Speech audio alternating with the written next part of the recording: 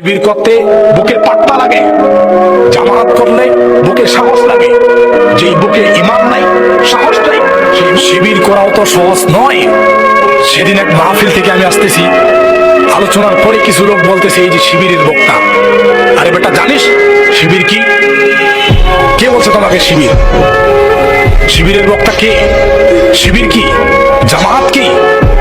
তাদের ব্যাপারে আগে জানতে হবে এই মানুষটা কি, এরপরে তাকে কথা বলতে হবে।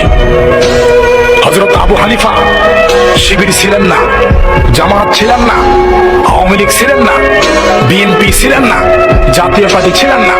তারপরেও হযরত আবু হানিফাকে জেলখানার মধ্যে তাকে মেরে সেখানে হত্যা করা হয়েছে, সে শহীদ হয়েছে।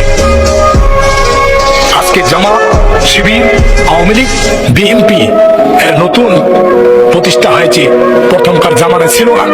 সাহাবায়ে কেরামেরা কোন দলের সাথে সম্পৃক্ত ছিল না। এই জামাত, শিবির, আওয়ামী লীগ, বিএনপি